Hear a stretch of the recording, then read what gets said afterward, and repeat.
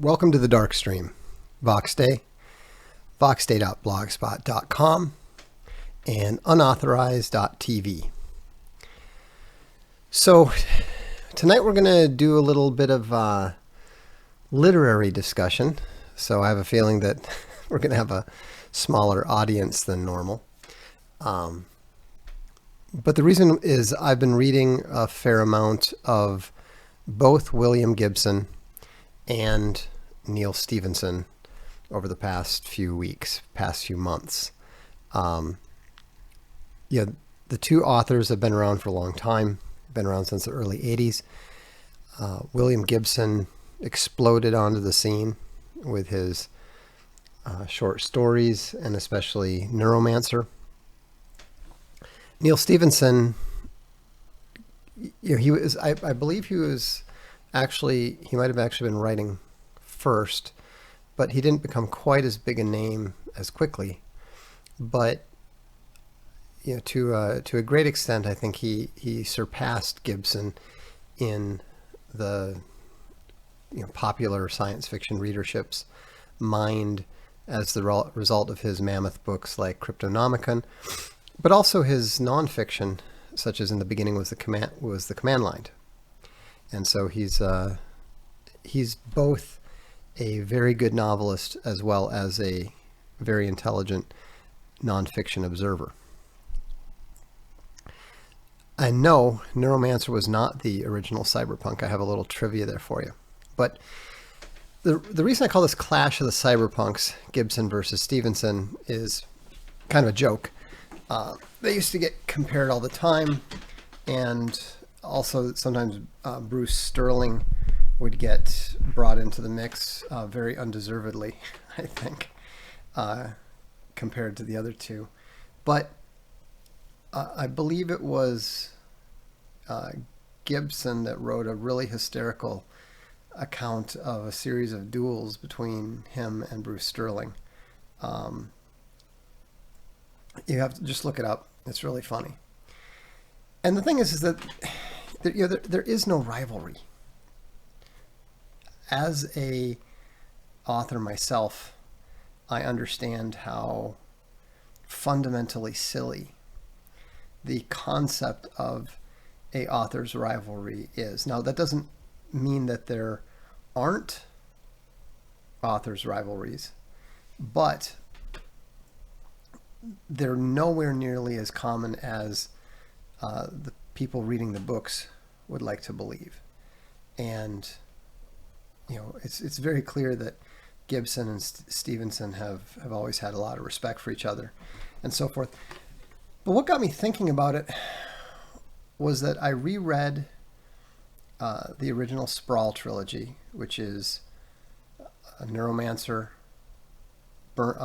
Count Zero, and Mona Lisa Overdrive. And I thought it was interesting to read them now because I was caught up with the style and the image and the flashes of technology, the concepts. And in some ways, Gibson really did help define our concept of what the internet should look like. And it's really fascinating to see it now. Another big influence was also the, believe it or not, I think was the BBC's portrayal of Douglas Adams' Hitchhiker's Guide to the Galaxy, and the whole thing with the Hitchhiker's Guide and the graphics that they used. There were glimpses of this, what turned into hypertext, what turned into the World Wide Web, and what turned into the internet now. And so it's very interesting to see how that worked. Now, I have to admit, I really liked Gibson at first. Like a lot of young guys my age, when I first started writing, it was to a certain extent Gibson fan fiction, as it were. I didn't really write that much of it. I was actually more of I was more influenced by Joel Rosenberg by that point. But it was definitely something that I was drawn to. I don't think Neal Stephenson is as naturally gifted a writer as William Gibson. Gibson was, Gibson had this stripped down techno Hemingway approach that was very effective. He was really adept at dropping in brand names and images.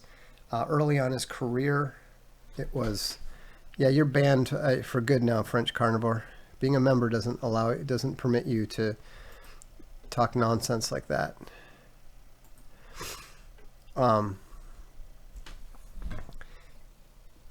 There's absolutely no point in being a member if you're going to just try to spread poison and despair.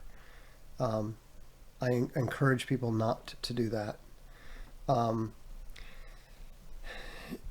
Yeah, Harb is right. Gibson's cyberpunk stuff is a great love letter to noir.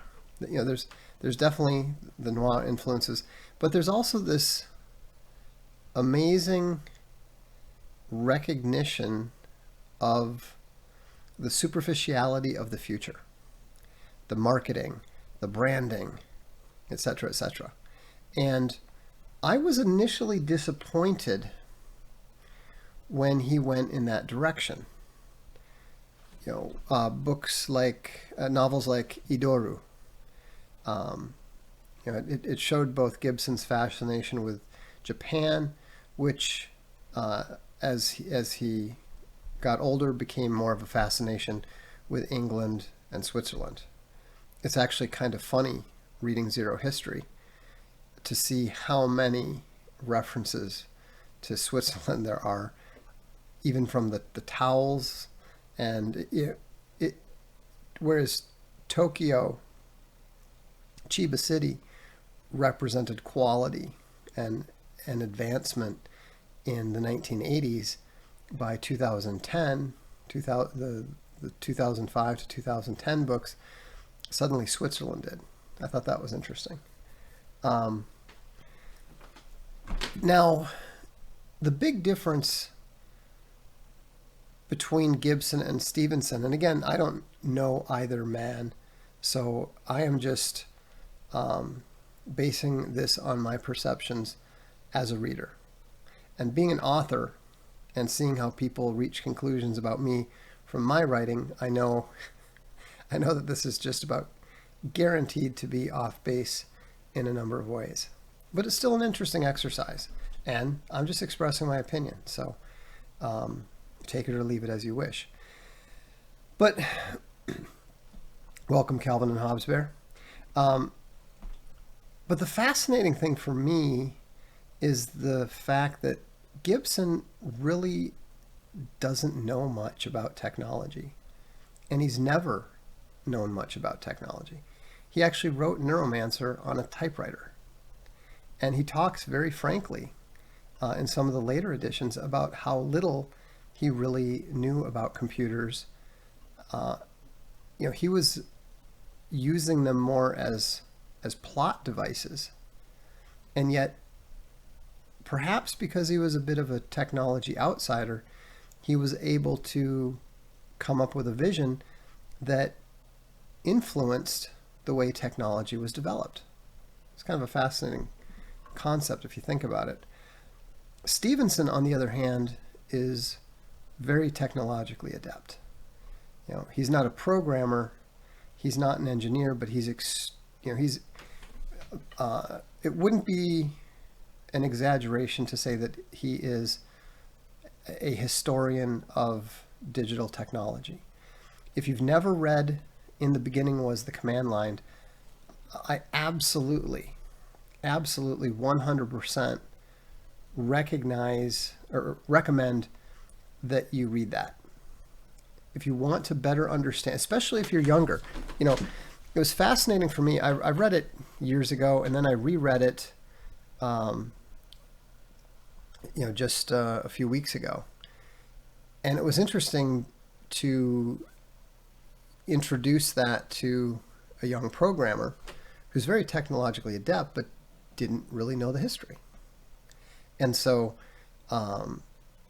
he's got that unforgettable description of Windows as a station wagon and Apple as a sports car and Linux as a free tank.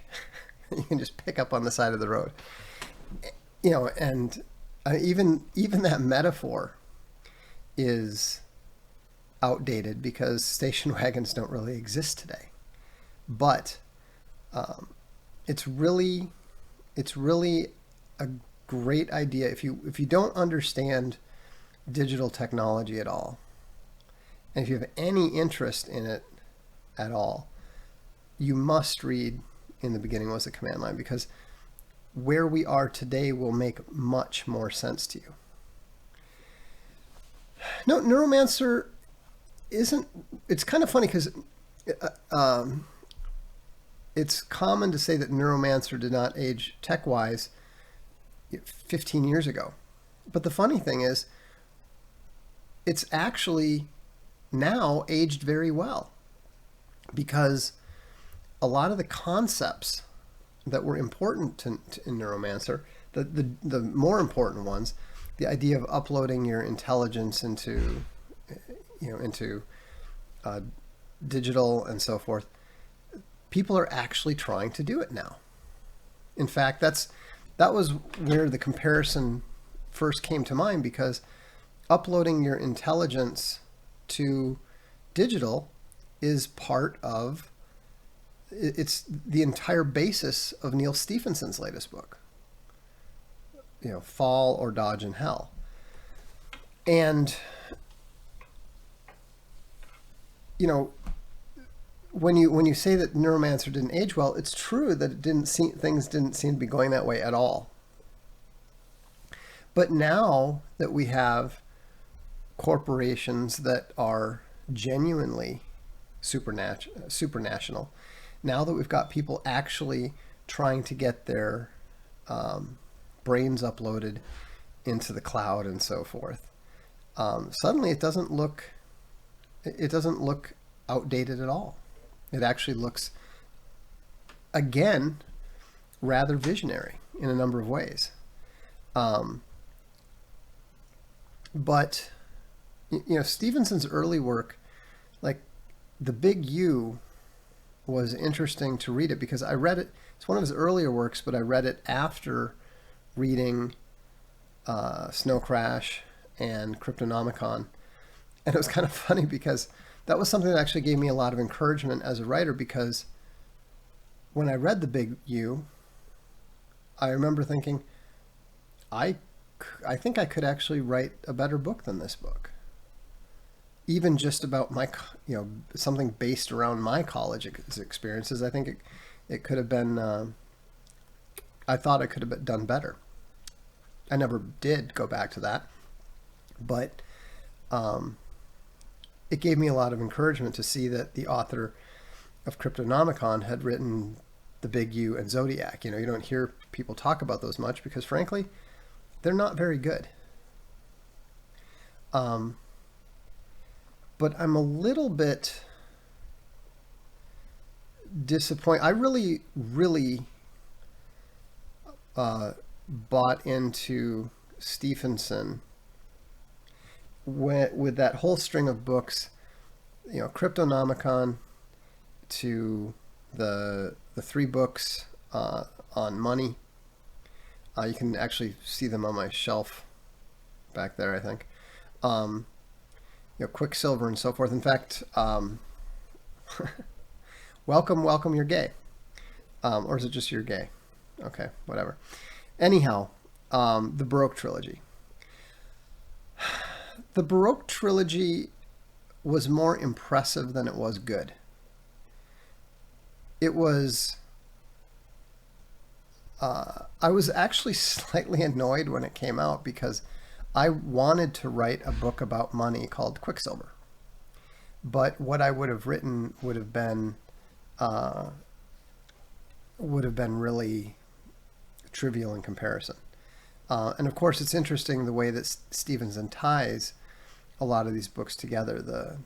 In fact, it's funny. I often feel like I'm on a similar wavelength to Stephenson, not in terms of what we actually write, but of the things that I think about writing, because Riamdi, with the whole connection to games and game development, was something that I'd toyed with writing in for 2 decades, but never got around to it. You can only write so many books. I've written 15, 16 other books, so you need to see where you are. You just have you do what you are. And part of why I didn't do it is because once Stephenson does something that you think is better than anything that you're going to do, what's the point in doing it, right? So welcome, David Craig. So Anathem was fantastic. I loved Anathem, the first 2/3 of it. Cryptonomicon was fantastic. I loved almost everything about it, except for what was my first inklings of the socio-sexual hierarchy. I think you can say that there's actually 2 books, but suffice it to say, both the authors clearly understood the gamma mindset. Both the authors were clearly subject to the gamma mindset. And that's actually one area, or that's another area where I believe that Gibson is the better author, because he is capable of writing a broader range of humans. He understands people better. I don't know anything about either of their personal lives, but what's very clear is that Gibson is capable of accurately writing a broader range of both male and female characters, and he's also capable of writing a broader range of the socio-sexual hierarchy. If you look at Stephenson, the only male characters he actually understands himself are gammas. He has no ability whatsoever to understand the way that alphas actually think, and you see that in his latest book, where the guy who's diffident and unmarried and not very good with women and not all that connected to the world, but is incredibly brilliant and successful nevertheless, and everybody thinks he's just a really great, nice guy, ultimately triumphs. Basically, for all its literary and technological and intellectual pretensions, Stephenson's latest book amounts to the nerd getting the better of the 80s bad guy, the jock. It's people saying, well, it's a rewrite of Paradise Lost. It's a techno-gnostic retelling of Paradise Lost. And, yeah, that's true. It's an intelligent book.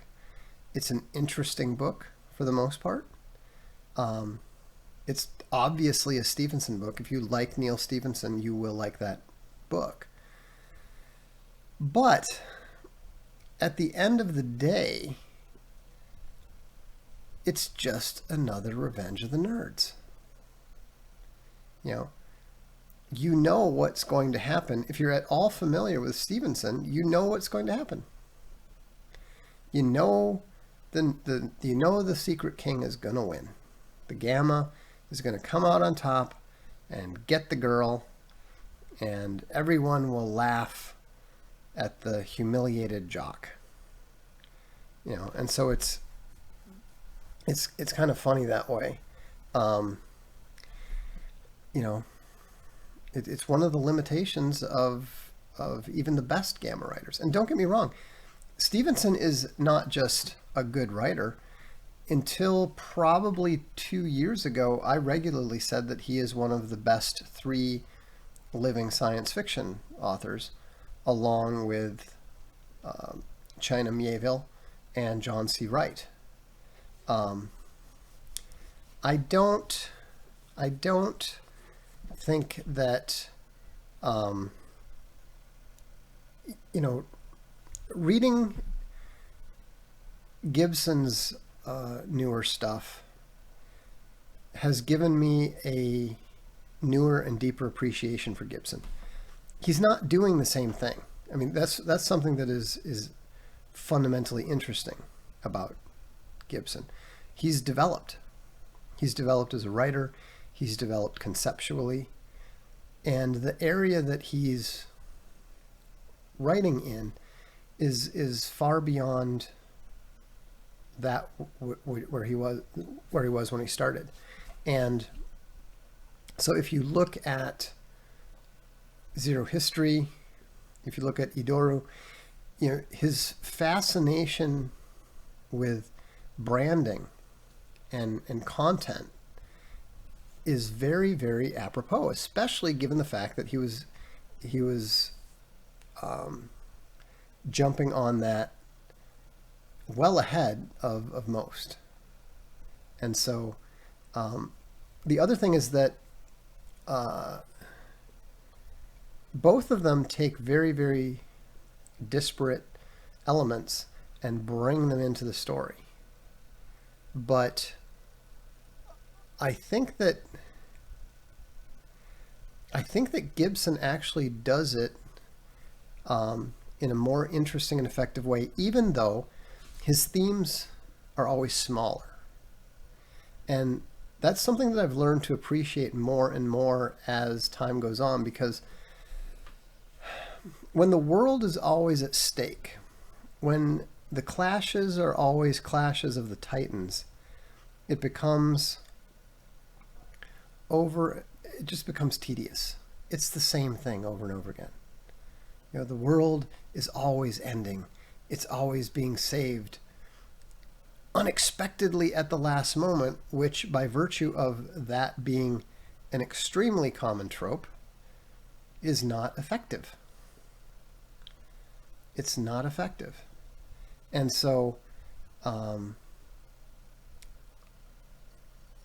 know, Stephenson's stuff tends to be larger scale. It's always big. It's always grand. What I really appreciate about Gibson is that he's able to create as much, if not more, tension about stuff that doesn't even seem to matter.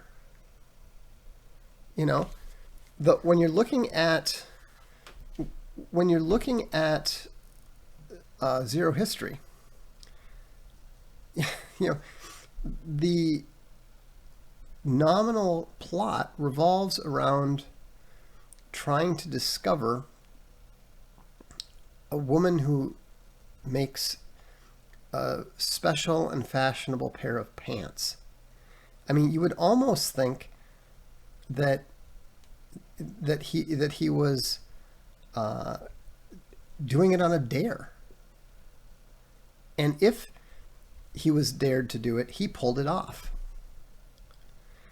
See, I disagree with Fozzie Bear. He says, I lost interest in Gibson when his viewpoint shifted from 40 years out to the day after tomorrow. I preferred him as a futurist.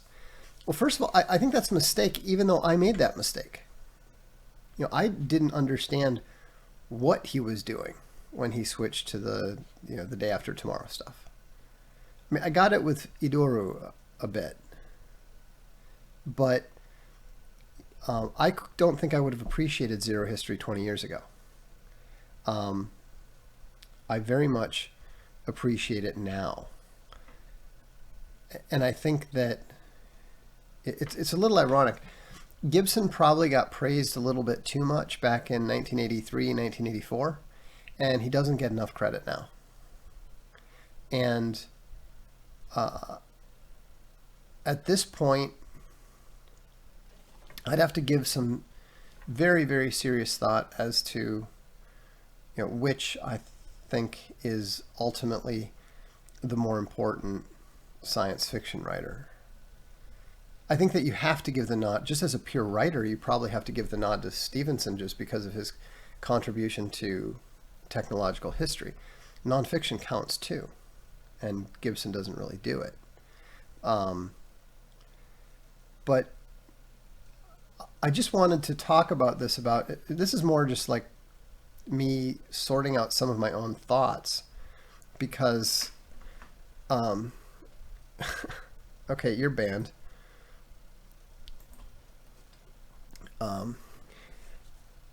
So these idiots have clearly come up with a new theme. They're trying to say that swirls are a pedo symbol. That's ridiculous.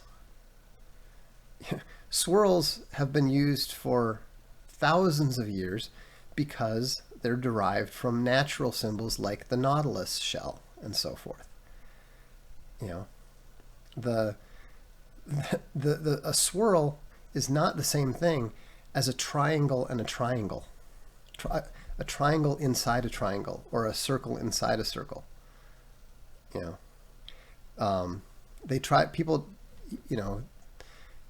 People using symbols try to hide them by making them similar to other symbols. But, I'm sorry, marine mollusks are not a symbol of people who are attracted to people who are attracted to children. It's just nonsense. So anyhow, anyone who tries to push that meme is going to get banned right out immediately. It's totally false. So anyhow,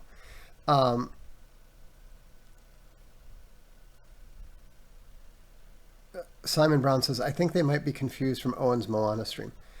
Oh, maybe. I mean, I know exactly what they're talking about. I even know what specific FBI report page. I mean, that's been around for years. I've known that for years. The golden ratio has nothing to do with child molestation. So, Lynn says, think maybe they're being overreactive to. I'm sure they are, but that person didn't come and ask me. He told me that my mask contains that symbol. That's false. It's a false accusation, and I'm not going to tolerate that. Flat out, period. And this is a lesson to you. Don't go running to one stream about another stream. If Owen's talking about something great, why are you running here to talk to me about it? And why are you running here to try to tell me the meaning of a symbol that is from an old Venetian mask? It's ridiculous.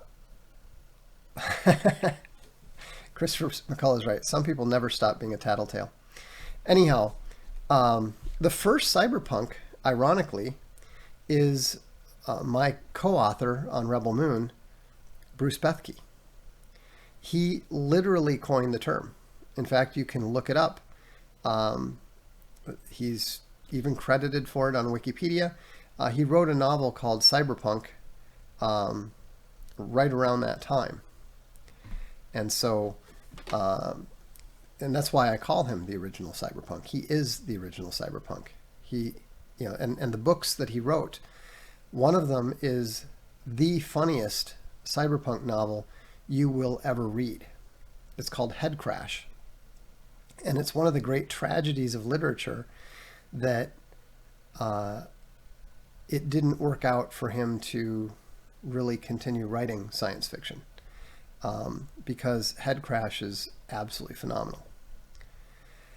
It's also one of the, I mean, it has one of the funniest lines ever written in science fiction history. I'm not going to say anything about it, but I would absolutely recommend reading Head Crash. It's so funny. You can kind of think of it as William Gibson meets Terry Pratchett, only it's funnier.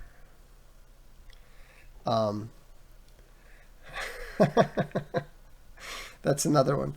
Legionnaire Bear points out the Fibonacci sequence does not represent pedophilia. That's exactly it.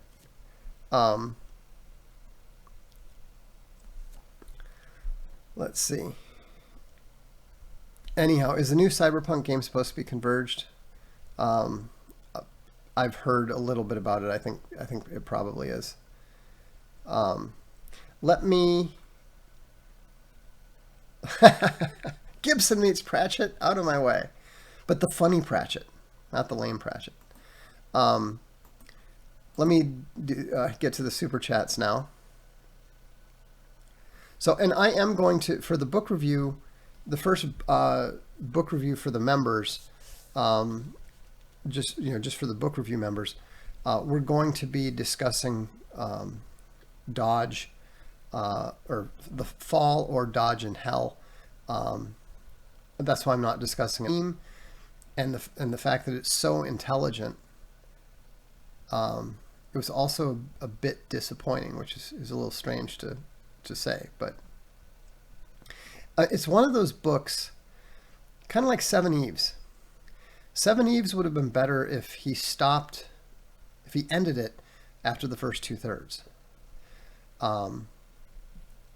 Dodge would have been better, or Fall would have been better if he stopped it, or if it was about 250 pages shorter. But we'll get to that when we do the review. Let's see here.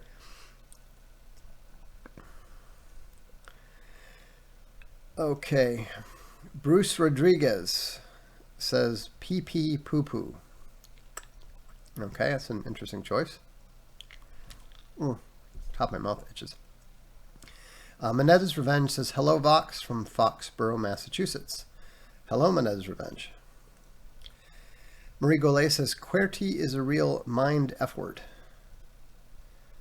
I mean, I don't know why you'd say that. I mean, yes, it was originally designed to slow people down a little bit. But I'm not one of those, Dvorak lunatics that thinks that, you should completely relearn how to type. Hang on. I don't know if I got him. He's on the camera, so I didn't want to whack it too hard. Monica S. throws a bear sign. Good to see the bears in the house. Marie Golay jumps in again and says, the Antarctic Fire Department is the primary fire rescue service for the United States Antarctic Program and is a division of Lockheed Martin's Antarctic Support Contract, the primary contractor for the National Fire Department. It does make you wonder what they're keeping locked up there, doesn't it? It's not really a question, but anyhow. Legionnaire Bear asks how old children should be to start them on the Collier Classics. Yes, blame her. Her 12-step program sucks, by the way. You guys, you're not supposed to reinforce each other's illness. You're supposed to encourage each other to be strong and not super chat. I would say it kind of depends on how smart they are and whether they're serious readers or not, but you could start reading them to them when they're probably about 8 or 9, and if they happen to be a precocious reader, they can start reading them probably around 7 if they want to. I think I got it. Marie Golay says, you mean like Girl Scout badges? I don't know. I don't know anything about Girl Scout badges. The Walrus 1407 said, just got Summa Helvetica. Can't wait to dig in. Love what you and Big Bear are doing. Thank you. We appreciate the support. Owen is I think the only word you can really use to describe him is indefatigable, because, or indefatigable, however you pronounce it. Um, Man, nothing shreds your ability to pronounce English words like learning Italian. Anyhow, um, but it's funny to see how it doesn't matter what the setback is. He's like back on the horse and good to go immediately, you know. And I mean, I applaud that. I like that. That out of the way, but it's sometimes a little bit disconcerting. you know, we'll chat about something, and then next thing I know, people are on the stream here going, "Owen's doing this." Like, wait, yeah, we heard you're doing it too. Like, wait, what? So, anyhow, it's good. It's all good. And I do appreciate the Bears. What's with the Antarctic? I don't know. I regularly butcher pronunciations, if you haven't noticed. And it was kind of funny because some of my friends were, and by friends I mean like my best friend, his wife, and my wife. They were making fun of me because apparently I was mispronouncing a couple different words. And I said, you realize that's not an indictment of me at all. They said, what do you mean? I said, well, am I using the words correctly? They said, you're not pronouncing them correctly. I said, that may be true, but am I using the words correctly? And they said, well, yes. And I said, so I'm pronouncing them incorrectly because I haven't heard them. I have read them, I've written them, but I've never heard them, which means it's clearly not part of your vocabulary. If you guys would actually use these words like I do, then I would know the correct pronunciation. So they did agree that I perhaps had a point, but as any married guy probably knows, my wife said, but you're still pronouncing them wrong. He may have a point, actually. But in terms of the writing style, I read them because I felt like I should. These are so massively popular. And after I read them, I was like, these are not going to be around the way that the Chronicles of Narnia and stuff were around. Very trivial, very pointless, and just not very substantive. But the one thing that she did do well is she did create vivid characters, and so you have to give her credit for that. You've probably read me on this before if you're a blog reader, but if you want to fully understand how hapless J.K. Rowling is in terms of constructing plots and just thinking logically, all you need to do is look at the rules of Quidditch. Quidditch could never be a sport, could never be a competitive sport. The rules simply don't make sense. So it's the equivalent of a basketball game going on while one person from each team stands off the court throwing a tennis ball at the far hoop. And if the tennis ball goes in, the game ends and that team gets 100 points. So that's really all the game is. All the other stuff going on is totally irrelevant and has no effect on the outcome of the game. So, it's just ludicrous. Marie Golay says, have you been to Verona Villa di Quar? Yes, I have. It is special. I actually quite like Verona, to be honest. It's a nice little city. Dodici Apostoli is a famous restaurant, very good. Wasn't even the best meal we had there. It was like the second best meal we had there. I had a pigeon lasagna, of all things, that was really good. But yeah, I've been to Verona several times.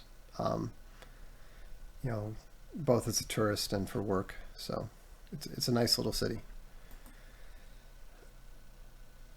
And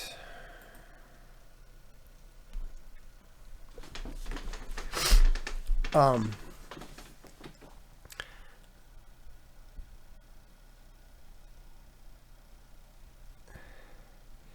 you ever eaten while walking in the streets of Italy or Venice and been chastised? I don't know that I've ever eaten while walking in the streets, and I've certainly never been chastised. So, what if you did reviews of some games and said why the game designer good or bad? Is that what this is? No, I'm not. I'm not playing enough games these days to be able to review them. I'm too busy. Can you tell us again what your critique and dislike is to the Forgotten Realms novels, specifically R.A. Salvatore? How much of his writing have you read? I think I've read 3 or 4 of his books. They're badly written. The plots are not terribly interesting, and Drizzt Do'Urden is not my idea of an interesting protagonist. So, it's just not. It's just not something I mean, it's a kind of, you can find it on the blog where I talked about how computer games are the realization of Wagner's concept of total Gestalt or Gesamtkunstwerk, which means like total art. They're about as close to that as we'd ever get. It combines everything: architecture, music, writing, etc. So, OK says, I can't get into Murakami. If you can't get through the Wind-Up Bird Chronicle, try either 1Q84 or a Wild Sheep Chase. Kafka on the Beach is also interesting. JKM says, you see the Secret King all the time in these live chats? I don't think we have too many gammas here. I mean, they show up from time to time, but I think as a percentage, it's actually fairly low compared to most. There's not a lot of people, trying to play that game here. Jorge Luis Borges, I respect him. His famous essay on the library is cool. Obviously that's something that the Marshall McLuhan types all like to, babble about and claim undue significance for. I don't find him a terribly interesting writer. Eiko loved him, so that's why I read him.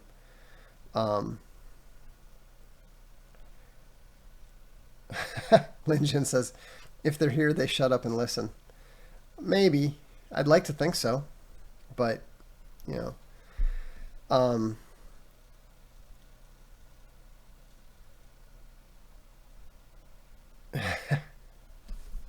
interesting.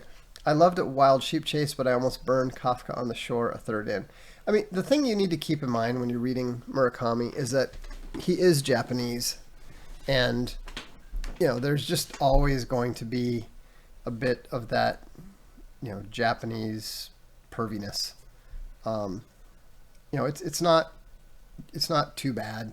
It's not too heavy. I mean, it doesn't even come close to your average, American Jewish writer, like a Philip Roth or whoever. But it's always going to be there. And so you just have to sort of come to terms with that. I mean, I think that is one of the least interesting elements of Murakami, but you have to take a writer as they are. Somebody asked a question earlier in there that I meant to get to, saying that does China Miéville's politics influence my thinking of him as a writer? And my answer is absolutely not. He is a great science fiction writer. He's one of the best living science fiction writers. You can't read his stuff and not recognize that. The fact that he's an absolute economic illiterate, the fact that he's completely moronic when it comes to his political economy doesn't take away from that. You know, I mean, I love John C. Wright. I think he is also one of the greatest science fiction writers, but we don't agree on everything. It's no secret. And there's nothing wrong with it. Why should we? You know, there's the idea that you have to politically approve of an artist in order to recognize their talent and their accomplishments as artists, I think is pernicious. I think it's downright. It's not just it's evil and stupid. And so, I have no doubt that, you know, I mean, obviously, there's a lot of people that feel that way. I don't get anywhere near the due that I should for my fiction because, you know, Throne of Bones, you can read the reviews. A Sea of Skulls, you can read the reviews. Sum Helvetica, same thing. Is it as good as Tolkien? No, absolutely not. But, you know, I think that it can certainly hold its own compared to, you know, the much ballyhooed works of George R.R. Martin, Joe Abraham, you know, other folks that are doing quasi-epic, grimdark, whatever. You know, but that's okay. You know, it doesn't matter. I don't write books so that people can pat me on the head. It has nothing to do with it. I know what their worth is, and I'm quite pleased with some of them. There's others I would just as soon burn. But let's see. Fozzie Bear says, you were right about how awful Mel Brooks and Blazing Saddles were. I'll follow your guidance on Gibson's Blue Ant trilogy and give it another chance. Yeah, when you're reading it, think about how deftly he is weaving together a lot of the diverse elements that he's bringing into it. You know, don't go, you know, one of the mistakes that people make, and I was making it a little bit when I was reading Zero History, was you're kind of waiting for the big thing to surface. And then you realize maybe 1/3 the way in, half the way in, there is no big thing per se. It's not about that. It has nothing to do with that at all. You know, you're if you're looking for that, you're missing the point. You know, I mean, the way that I would think of it is, Stevenson's books are like gigantic, majestic murals. You know, this huge picture and all this dramatic stuff going on, and it's very, very impressive. And Gibson's later work is more like a small little, you know, painting on a brooch or something. And it doesn't look like much compared to the mural at a casual glance.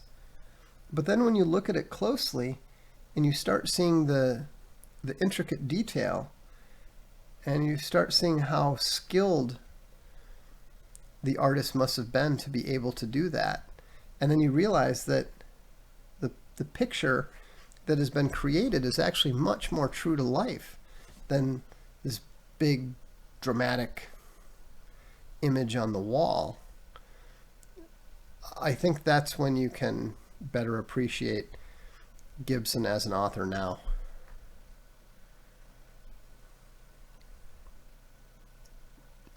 Is there any research on the intersection of Western Satanism, Crowley, and their Satanism, Kabbalah? They appear to work together. I'm sure there is, but I try to spend as little time as possible researching the occult. You know, there is some truth to the avoiding staring into the abyss. Ha! What about Patrick Rothfuss? Patrick Rothfuss is a horrible writer. I would rather read the entire collection of R.A. Salvatore's work than read The Name of the Wind. I've tried to read it 3 times on the basis of, oh, this is pretty popular. It's the most pathetic, hapless, should be caricature of gamma wishful heroism. I mean, Kavath is my primary example of what a gamma is. If you want to know what a gamma is and what they think about themselves, you know, what the secret king is, and their self-delusion, read Patrick Rothfuss. You know, I mean, he's like the gamma's uber gamma. Have you read Honoré de Balzac? I went through a phase where I read like 4 or 5 of his novels, I think 2 years ago. So yeah, I have. I like de Balzac stuff. Most of George Martin's writing is repetitious and redundant. Yes. I mean, I actually had to laugh out loud when I was reading A Dance with Dragons, because suddenly we got to the dread river journey. You know, anytime you have an author go on a river journey, anytime the author takes the characters on a river journey or on a ocean voyage, you know they're kind of stuck. You know they don't know what to do. Umberto Eco would actually describe it fitting into the pornography category. Anyhow,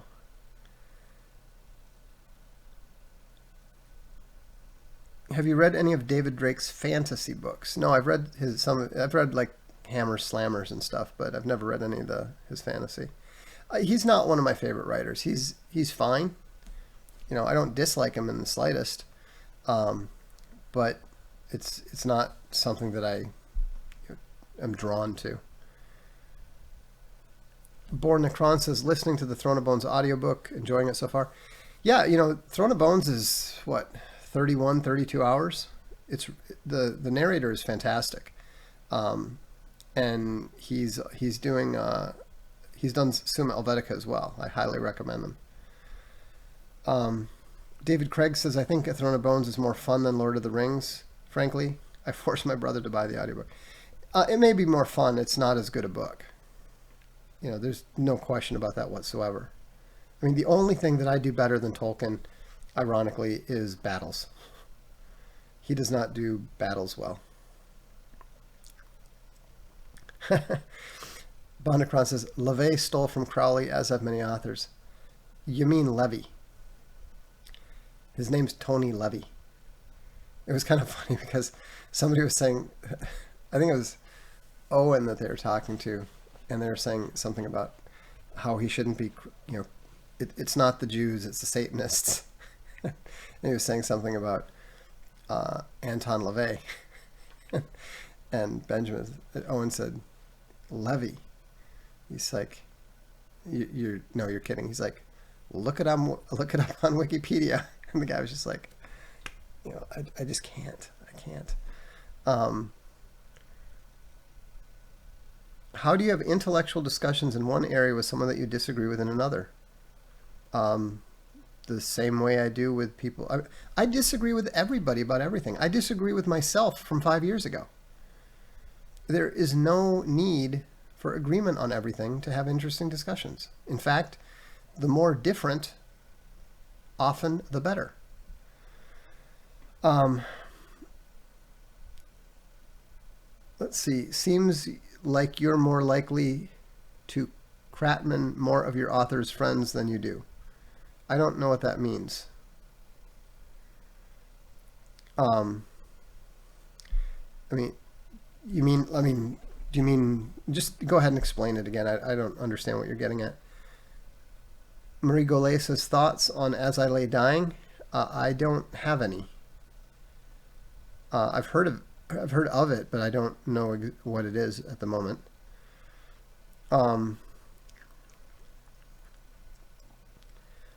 Callan Butler says, Can one have gamma tendencies because of upbringing media? It's not the main reason, but it certainly doesn't help. You're Gay throws in $10. Thank you.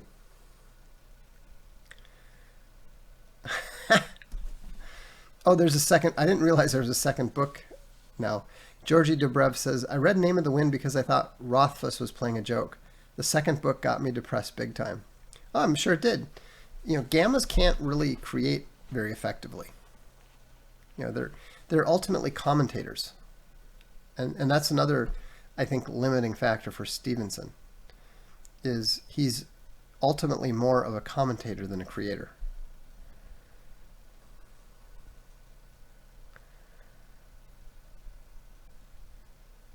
What did you think of Solomon Kane? I like Solomon Kane. I think he's cool.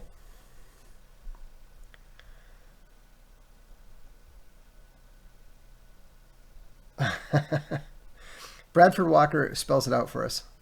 Kavath is the gamma fantasy in its most positive sense. I think you mean delusional sense, but yeah. Gul'dan is the gamma revenge fantasy in its most blatant. I'll take your word for it. Thoughts on Raymond Feist? I like the Magician series. I liked Feist's work a lot. I actually like Raymond Feist a lot. Unfortunately, I mean, we were actually on quite friendly terms. Used to exchange email and stuff every now and then. I had the good fortune to meet him back when he was attending Computer Game Developers Conference, because they were making games based on Midchemia. And so it was actually really great to get the chance to meet and talk to somebody whose work that I'd read all of and enjoyed. He's not really an epic fantasy writer in the sense that I am, Martin is, Tolkien is, etc. He's more of a conventional fantasy writer that has built a big world. It's hard to explain the difference. We'll get into that some other time. Unfortunately, he reached the conclusion with the rest of SFWA that I'm a evil, bad, devil person, and so forth. So I haven't had any contact with him since 2013. But I like him. He's a very interesting guy. I wouldn't say I love his books, but I really like them. Is there a correlation between Sigma and INTJ? I don't think so. It's possible, but I don't think so. INTJs don't tend to be very socially successful.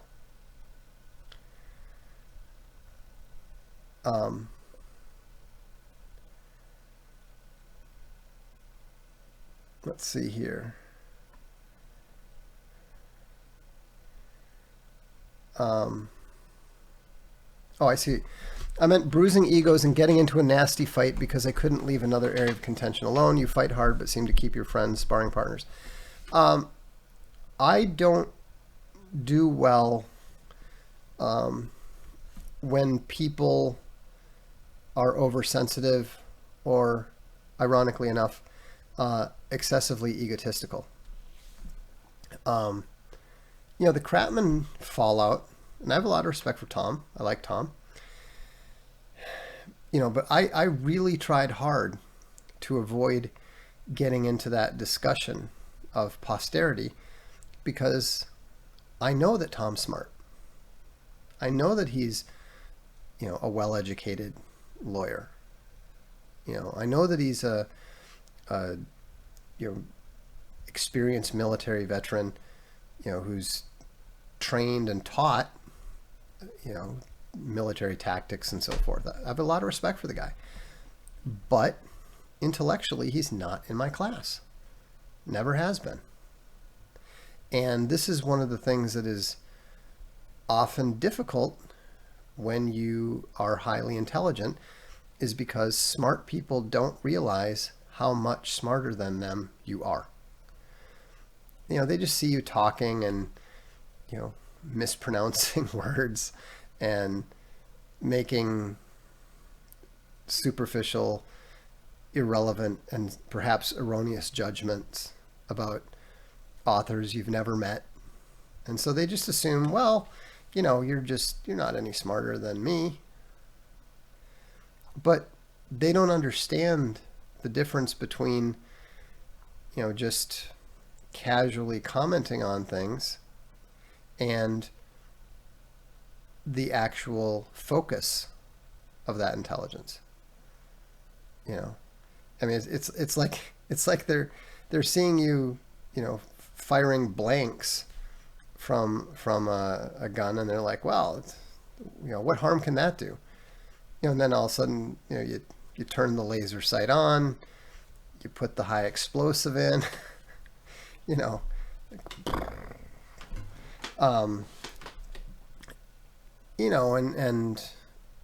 for people who are sensitive, they can't take it. And so, and I knew it was going to happen at some point in time. That's why I tried so hard to avoid getting in that debate with him. He pushed and he pushed and he pushed, and I kept trying to avoid it. And finally, he actually came to my blog and directly called me out on my blog. And I even said, I really wish you hadn't done that, because you're not going to like what's going to happen. And it's a little bit strange to me that people never seem to learn the lesson. They're always saying, oh, you can't argue with this person, you can't argue with this person, and then you take one down, you take the next down, and I'm not just talking about beating them, I'm talking about demolishing them systematically. And yet people seem to think, well, it can't happen to me, but it can and it will. Because anyone who is at the same level or above can see it. They get it. And so, I mean, why do you think that people like Milo and Owen don't argue with me and stuff? They know.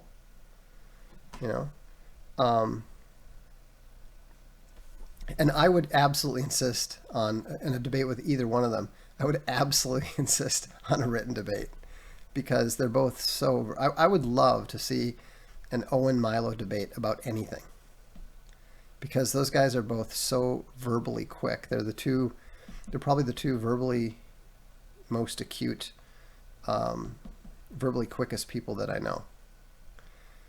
And so it's interesting to see, how they do it. Oh, As I Lay Dying is Faulkner. I have not read that. Will you be developing a hierarchy placement test? Yes, and you'll be able to take it for only $250. I'm kidding. I probably should, just because there's so much interest in it. I've been resisting doing so, but just because I'm not really looking forward to people emailing me, arguing, and saying, I'm an alpha. I mean, I don't care. I so don't care what you think you are, or what you actually are. I mean, that's why I stopped blogging at Alpha Game Plan, because it just turned into,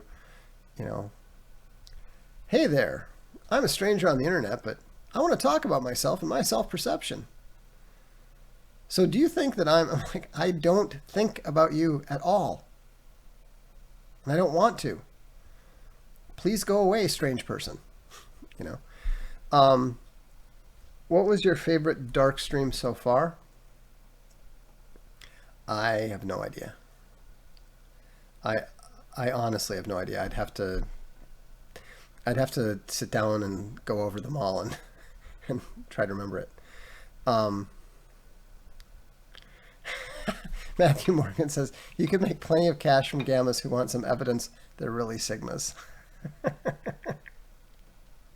Jakey says, 10 minutes later, they send an email saying, I'm a sigma now. Yeah. I have no doubt.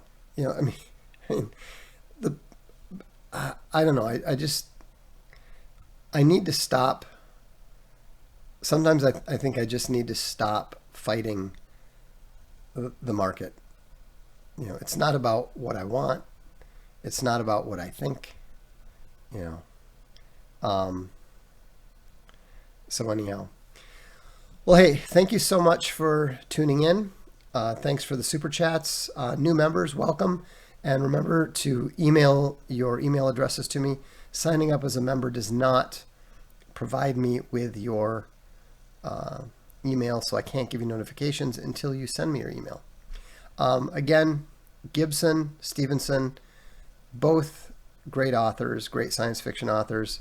But if there's one book of those two men that you read, my favorite from Gibson is still probably Count Zero. And with Stephenson, you've got to read In the Beginning Was the Command Line.